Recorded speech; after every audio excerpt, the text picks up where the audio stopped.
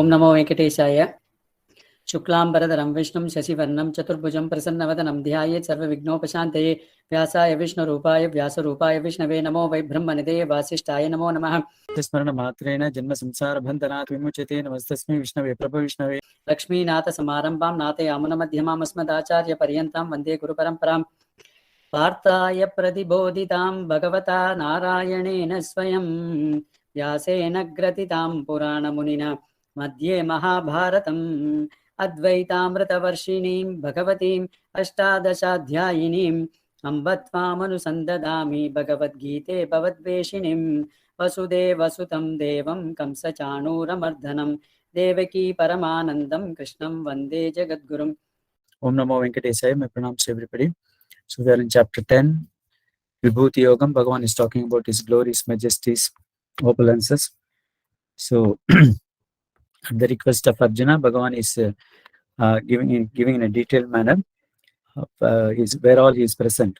Of course, he says that is only, I'm talking about pradhanya, most important things only, because my glories are unlimited. So that's what Bhagavan started by saying. So let's move on to Sloka number 31. Hari Om Guruji. Hari Om. Pavanaf pavatamasmi Ramashastra-bhritamaham Jashanam makaraschasmi Srotasamasmi Jahnavi. So among pavatamasmi, that means among the purifiers.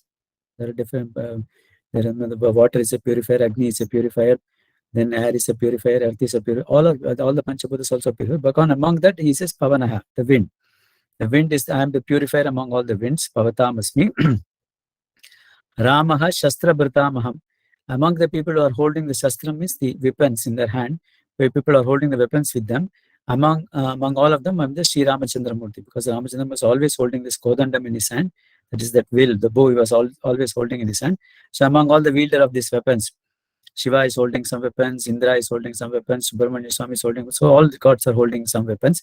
Bhagavan, among all of them, I am Sri Ramachandra Murti, who is holding this, this bow, Kodandam in his hand. So Ramaha Shastra-bhritamaham Jashana Makaraschasmi. So among all the fish, I am the Makara. Makara means the shark. So among all the fish, the shark is the the biggest mammal in the sea, and therefore Bhagavan says among the fish. In fact, Bhagavan also took this avatar of Kurma Matsya Avataram, where he was a very big shark. That was he grew from a very, very small fish, tiny fish, to a very big shark within a few days itself. So that was the Matsya Avatar. Jashana Makaraschasmi. So among all the fish, I am the shark, Makaraschasmi. Strotasamapi Janvavi. That is among all the flowing rivers. Earlier he said among all the the water collect, that is where there is still water, like these the lakes and other things, I am the sea. Here in the flowing waters, Strosasamapi. So Strosasamapi. That means among all these flowing rivers, Janhavi, I am the famous Ganga river. Why is it called Janhavi?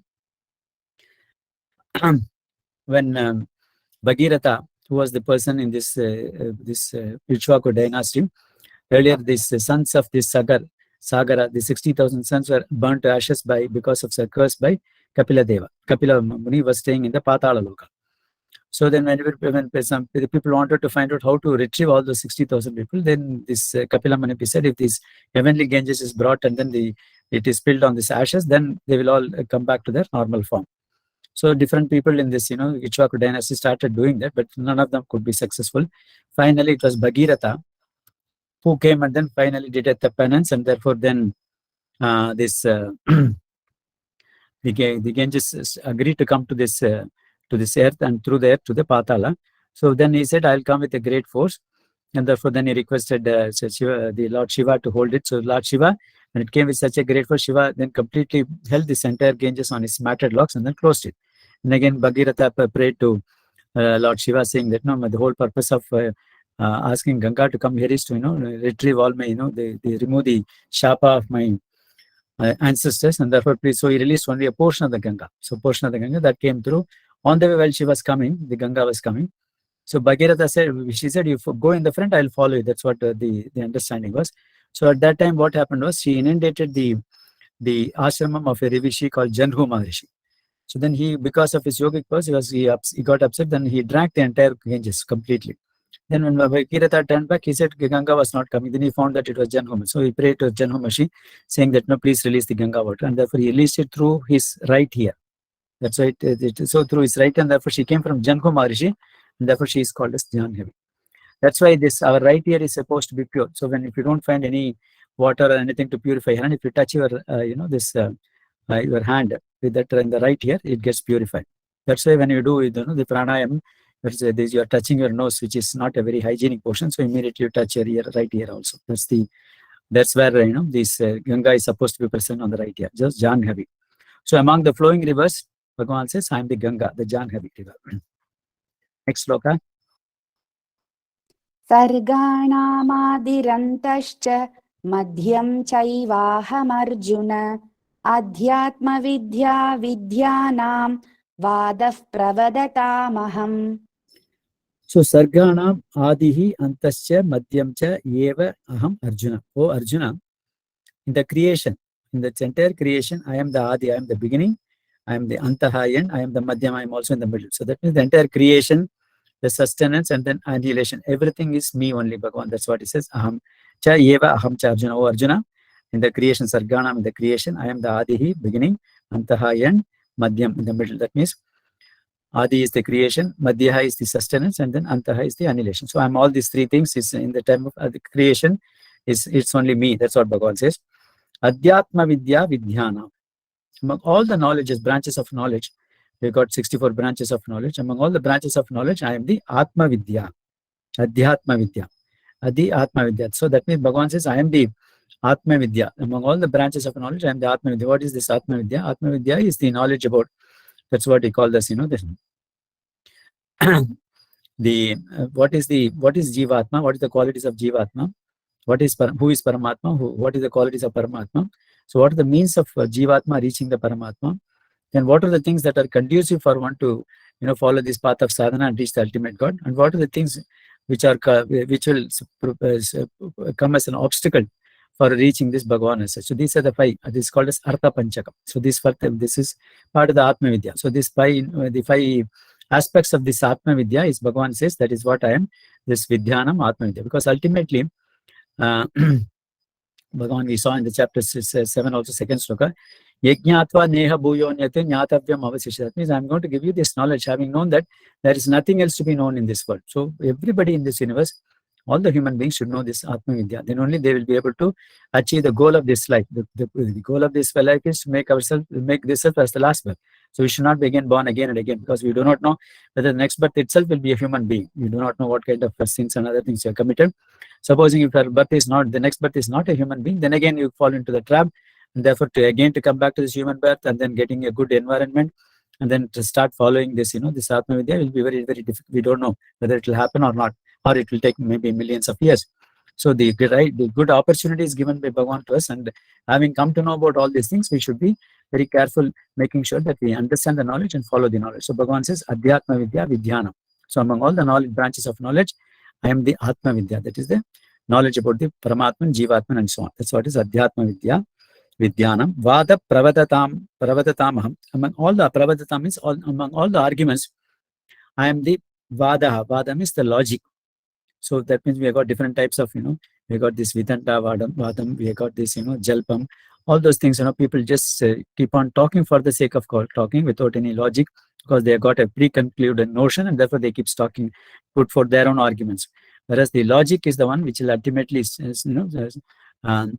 stand as will bring out the truth in all these things. And therefore Bhagavan says, among all these arguments, I am the Vada. That means I am the logic in that all the argument. That's what he's talking about. But in this branch of knowledge itself is one of the branches called as Nyaya Sastram. Nyaya Sastram is completely about logic. So that's what it is. Bhagavan says, among all the arguments that are being put forth, I am the logic. So among the creations, I am the beginning, middle, as well as the end. Among all the branches of knowledge, I am the Atma Vidya. And among all the arguments, I am the logic. That's what Bhagavan says. Let's move on to sloka number 33. Aksharanamakaroऽस्मि द्वन्द्वः सामास्मिकस्य च अहमेवाक्षयः कालः धाताहं विश्वतो मुखः. Aksharana akarosmi. That means among all the letters, aksharas, I am the akaram. So that's what Bhagavan says.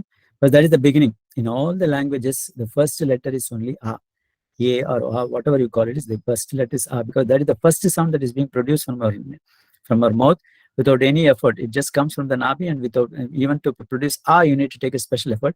But for the sake of producing A, that is the first ever effort that one can take without the least effort. You utter that akshara that is called as akaram. So Bhagavan says, among all the aksharas, I am the akaram. That's why in the pranama also, the first aksharam is akaram. A plus U becomes O because of the guna sandhi in Sanskrit Vyakaranam. So A plus U plus Ma is O. So pranava action. So A represents the Bhagavan, akaram. U represents the Mahalakshmi, and then Ma represents the Jivatma. So that means the Jivatma is connected. Avu also sometimes represents the Guru also. So Guru is the person who is, or the Mahalakshmi is the person who is able to bring the Jivatma and Paramatma together by showering their grace on the Jivatma, and then requesting Bhagavan to protect this Jivatma and take it under its fold. That's the other meaning of Pranavakaram, Aksham.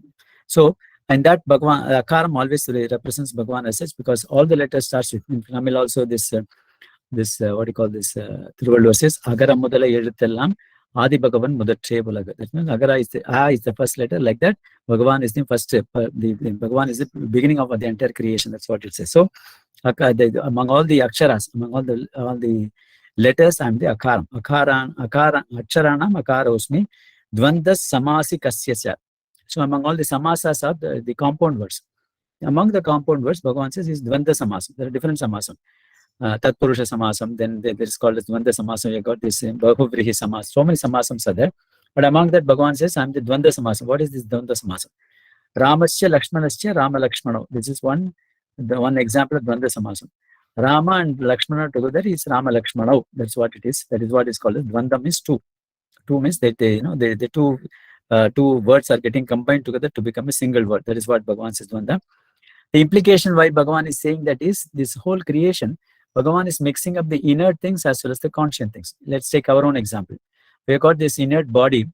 That means it is inert things. It doesn't have any conscious. It doesn't think of it. It's only an equipment. But of course, inside that we have this Jivatma, who is the sentient principle as such. So he's combined this inert principle as well as this Jivatma into one.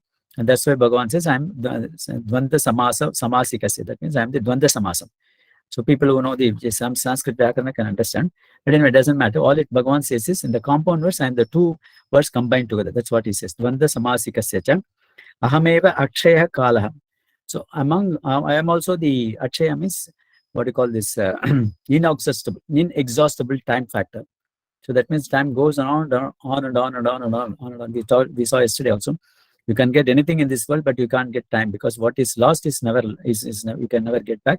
But then it is inexhaustible because it goes on. Because once you look at the day of the Brahma itself, we are totally amazed, because one day of Brahma is 4.32 billion years.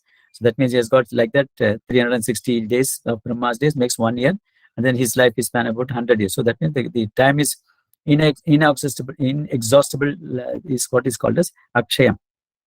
Ahameva Akshaya Kala. Inexhaustible time factor is also me. Data Aham Vishwatomukha. Data means, one meaning of Data is one of the supporters or the creators of this entire universe. Among that, he says Vishwatomukha. So that means Vishwatomukha, one has got this the face facing towards this Vishwa. Vishwa means this earth. That Bhagavan is referring to the Brahma as such. So that means Brahma has also got four faces. The four faces are representing the four directions in this universe, and therefore he is facing this entire directions in this universe, and therefore he is also called as Vishwatomukha.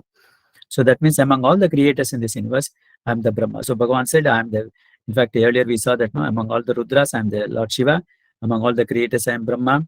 And then I'm the Saditya's sons, I'm the Vishnu. So all these things, Bhagavan, Brahma, Vishnu, so all are Bhagavan Narayana only. And Sena Ninam. Aham Skanda. That means among all the commanders, I'm the Subramanya Swam. So everything is Bhagavan. That's what he's saying.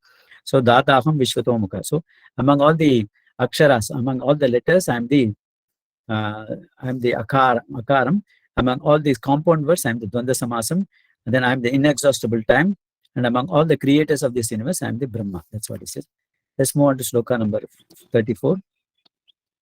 मृत्युः सर्वहरश्चाहम् उद्भवश्च भविष्यताम् कीर्तिश्रीर्वाक् च नारीणां स्मृतिर्मेधा धृतिक्षमा. So, mrityuhu sarvaharascha. That means the one which is being, removing everything from this universe. Hara means to take away. I am the mrityu. I am the god of death. So that means I am the Yama. So I'm the Lord Yama who removes everything from this universe. Mrityuhu sarva arascha aham budbhavascha bhavishyata. Bhavishyata means all the I'm also the generating principle. That means in the future. Bhavishyata means the future of the future manifestation. Udbhavaha, I'm the generation. That means all the creations, the future is also me. I'm the past, I'm the present, I'm the future. So that means I'm the person who is removing everybody. I'm also the creation of the future also. So Udbhavaha cha bhavishyatam. So I'm all the things which are, all the generating or all the creating principles of the future also is only myself. Then he is talking about Narina. Among all the women, these are the qualities Bhagavan is saying. Kirtihi. Incidentally, all this, what do you call this? The words are feminine gender in Sanskrit. All the words which is being mentioned in the second line. Kirtihi means fame. Shrihi means fortune or wealth. Vakya means good speech. Smritihi means remembrance, that is memory power. Meda means intelligence. Dhritihi means steadfastness. In fact, women is being talked of very firm. That's what it is. Normally it is considered to be a male quality, but then Bhagavan says it is the steadfastness, being firm is the